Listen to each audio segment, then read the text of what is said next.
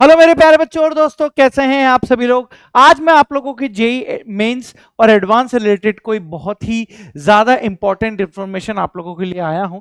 ज़्यादा समय नहीं लूंगा आप लोगों का, केवल 7 से 10 मिनट यहां पर आप लोगों का लेना चाह रहा हूं। हमारा आज का टॉपिक क्या है, जरा उसको देख लेते हैं।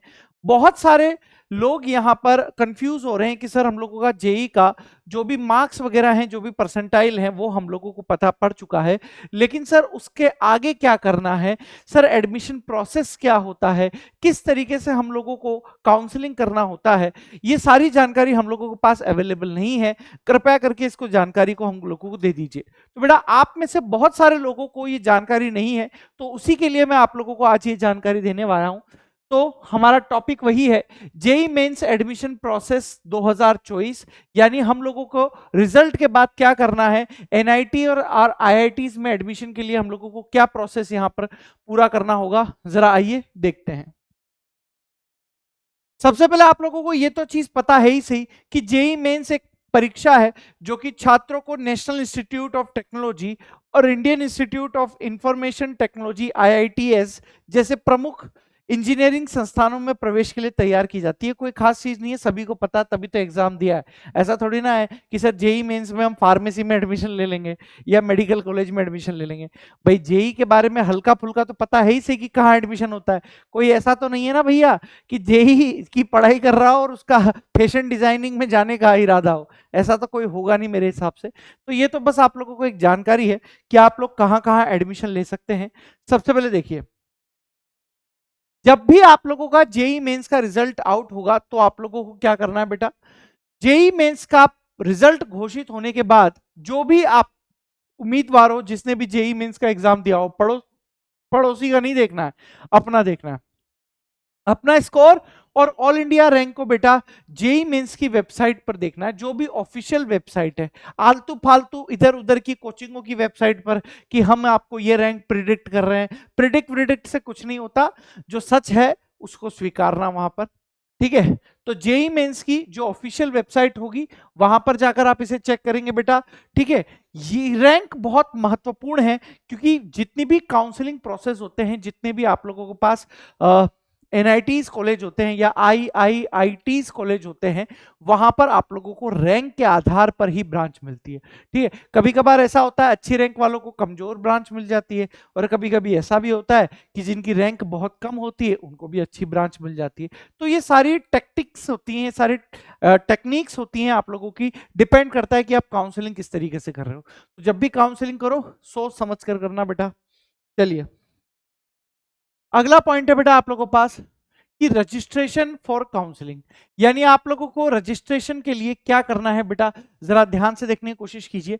आप लोगों को इस वाली साइट पर जाना है, जॉइंट सीट एलोकेशन अथॉरिटी, जोसा, एनआईटीज, ट्रिपल आईटीज और अन्य गवर्नमेंट फंडेड टेक्निकल इंस्टीट्यूट में प्रवेश के लिए काउंसलिंग आयोजित कराती है। यानी जो काउंसलिंग आयोजित कराती है वो ये अथॉरिटी है, जोसा authority, joint seat allocation authority, ठीक है ना।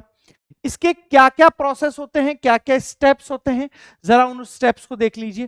पहला है बेटा, आप लोगों को पंजीकरण यानी रजिस्ट्रेशन कराना होगा। यहां पर पंजीकरण यानी रजिस्ट्रेशन कराना होगा।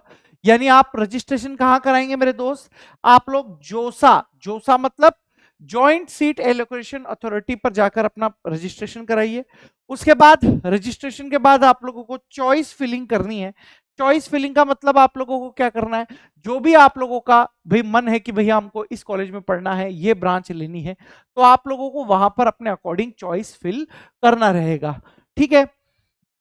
जो भी आप लोगों की प्रायोरिटी हो, किसी को सिविल चाहिए, किसी को ये कॉलेज चाहिए, किसी को मैकेनिकल चाहिए, किसी को इलेक्ट्रिकल चाहिए, किसी को कंप्यूटर चाहिए, जो भी आप लोगों को करना हो। उसके बाद लास्ट प्रोसेस आप लोगों के पास क्या रहेगा, चॉइस लॉकिंग वाला रहेगा। यानी क्या है कि जो भी आप लोगों की प्रायोरिटीज है उसको भरने के बाद उम्मीदवार को अपनी प्रायोरिटीज को लॉक करना होता है। ये एक बार की प्रक्रिया होता है और इसे समय सीमा से पहले भरना आवश्यक है, ठीक है। कभी कभार ऐसा होता है कि हम लोग कुछ चेंजेस करना चाहते हैं, ऊपर नीचे करना चाहते हैं ब्रांचेस में, तो भैया पहले आप लॉक मत करना, ये याद रखना। अगर आपने लॉक कर दी एक बार अपनी चॉइसेस को, तो फिर आप उसमें चेंज नहीं कर पाओगे, ये चीज याद रखना। तो लॉक करने से पहले ये चीज याद रखना कि आपके चॉइस क्या है, क्या आप लोगों की प्रायोरिटीज हैं, उसी के अकॉर्डिंग आप कॉलेज भरेंगे, उसी के अकॉर्डिंग आप लोग अपनी ब्रांच भरेंगे। ठीक है, हाँ। उसके बाद तीसरा स्टेप आएगा बेटा मॉक अलॉटमेंट। मॉक अलॉटमेंट का मतलब क्या होगा कि जोसा जो आप लोगों की अथॉरिटी है वो मॉक अलॉटमेंट आयोजित करती है ताकि उम्मीदवारों को उनकी भरी हुई प्राथमिकताओं के आधार पर संभावित सीटों का अंदाजा हो सके। ठीक है, इससे उम्मीदवार अपनी प्राथमिकताओं को संशोधित कर सकते हैं। यह तभी होगा जब आपने बेटा अपनी चॉइसेस को लॉक नहीं किया है। ये तभी होगी चीज जब आपने अपनी चॉइस को लॉक नहीं किया है। यदि आपने अपनी चॉइस को लॉक कर दिया है तो बेटा वहां पर आप लोगों को फिर मॉक अलॉटमेंट का मतलब ये हो जाएगा कि अब मिलने वाला है ना, तो आप उसमें कम ऊपर नीचे हेर फेर कर सकते हैं। आप समझ रहे हो, मान लो जैसे आपको इलेक्ट्रिकल आपने पहले भर दिया, कंप्यूटर को नीचे भर दिया, तो हो सकता है इलेक्ट्रिकल आपको पहले मिल रहा हो, तो फिर आप उसको सही करके कंप्यूटर करो प्रायोरिटी पे। तो ये चीजें आप लोगों को ध्यान रखनी पड़ेगी बेटा। सीट अलॉटमेंट राउंड्स, सर यहां पर क्या है, जोसा जो आप लोगों की ऑथोरिटी है ना, कई राउंड्स में सीट अलॉटमेंट करती है और प्रत्येक राउंड में आप लोगों के पास क्या होता है, रैंक, कैटेगरी और जो आपने वहां पर कॉलेज की चॉइसेस भरी है, कोर्स की चॉइसेस भरी है, उसके आधार पर सीटें दी जाती है। ठीक है, सीट की जो स्वीकृति होती है, कंफर्मेशन होता है, उन्हें बेटा जो भी सीट मिली है उसका भुगतान करके सीट को स्वीकार ना करना होता है। वे फ्रीज कर सकते हैं, फ्लोट कर सकते हैं, स्लाइड का विकल्प चुन सकते हैं। फ्रीज का मतलब है कंफर्म, फ्लोट का मतलब है आप एक्सचेंज कर रहे हो किसी के साथ, और स्लाइड का मतलब है आप छोड़ रहे हो। ठीक है, चलिए आइए देख लेते हैं यहां पर। फ्रीज का मतलब क्या है कि जो भी आप लोगों को सीट मिली है आपने उसको स्वीकार कर लिया है और आगे के राउंड में भाग नहीं लेना चाहते हैं, यानी आपने उस सीट को कब्जे में कर लिया है, तो वो फ्रीज कहलाती है। सर फ्लॉट का मतलब क्या है, सीट को स्वीकार है लेकिन उच्च प्राथमिकता वाली सीट के लिए अगले राउंड में विचार करना चाहते हैं, तो यह आप लोगों के पास बेटा फ्लॉट कहलाता है। सर स्लाइड का मतलब क्या होता है, सर आवंटित सीट को स्वीकार करें और उसी संस्थान में उच्च प्राथमिकता वाले कोर्स के लिए अगले राउंड में विचार करना चाहते हैं, तो वो आप लोगों के पास क्या कहलाता है बेटा, स्लाइड यहां पर कहलाता है।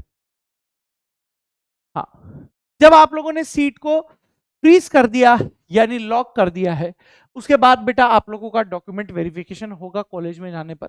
उसके लिए क्या क्या यहाँ पर डॉक्यूमेंट रिक्वायरमेंट है जरा देख लीजिए। उम्मीदवारों को रिपोर्टिंग केंद्रों पर दस्तावेज सत्यापन के लिए उपस्थित होना आवश्यक है, आपको खुद को जाना पड़ेगा। उन्हें सभी आवश्यक दस्तावेज जैसे JEE mains score card, rank card, शैक्षणिक प्रमाण पत्र, जो भी आप लोगों का क्वालिफिकेशन है ना, कैटेगरी का सर्टिफिकेट यदि है, इसके अलावा अन्य संबंधित दस्तावेज लाने होंगे। ठीक है, दस्तावेज सत्यापन के बाद उम्मीदवारों को प्रवेश की औपचारिकताओं के लिए आवंटित संस्थान में रिपोर्ट करना होगा। ठीक है, इसके बाद आप लोगों के पास स्पेशल राउंड्स भी होते हैं। कई बार जितने बच्चे आप लोगों ने सुना होगा कि पहली काउंसलिंग हो गई, दूसरी काउंसलिंग हो गई, तीसरी काउंसलिंग हो गई, उसके बाद भी कई कॉलेजों की सीट भरी हुई नहीं होती हैं। तो बेटा आप लोगों की जो जेई मेंस की जोशा अथॉरिटी होती है वो यहाँ पर स्पेशल राउंड कराती है ताकि उन कॉलेजों की खाली सीट्स भर सके। तो इसमें क्या करना होता है, यदि नियमित जोशा काउंसलिंग राउंड्स के बाद सीटें खाली रह जाती हैं तो सेंट्रल सीट एलोकेशन बोर्ड के द्वारा उन सीटों को भरने के लिए एक विशेष राउंड आयोजित किया जाता है जिसे स्पेशल राउंड यहां पर बोला जाता है। स्पॉट एडमिशन का मतलब है, अब कभी कभी ऐसा भी हो गया कि स्पेशल राउंड भी हो गया काउंसलिंग का फिर भी नहीं भर रही, तो फिर क्या होता है वहां पर डायरेक्ट एडमिशन का प्रोसेस होता है।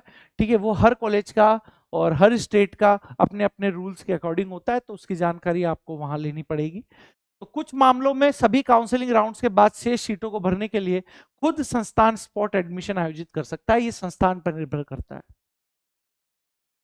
हाँ, आप लोगों को पात्रता मानदंड यहां पर मापदंड बहुत अच्छे तरीके से देख लेने होंगे कि आप संबंधित संस्थान और कोर्स के लिए यहां पर अपनी एलिजिबिलिटी को कंप्लीट करते हो या नहीं है।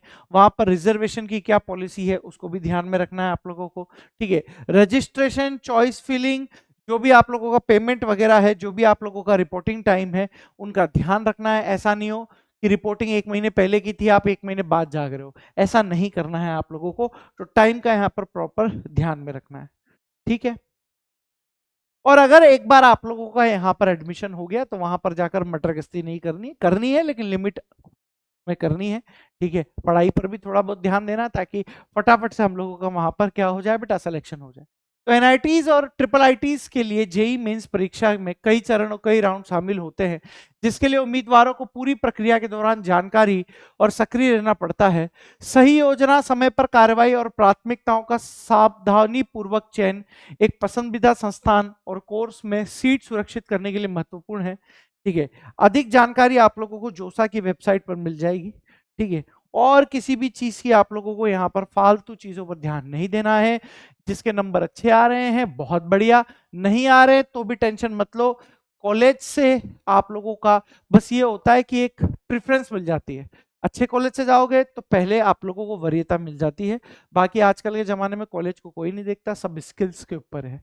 तो अपनी स्किल्स बढ़ाइए, ध्यान रखिए, मस्त रहिए, सुरक्षित रहिए। धन्यवाद।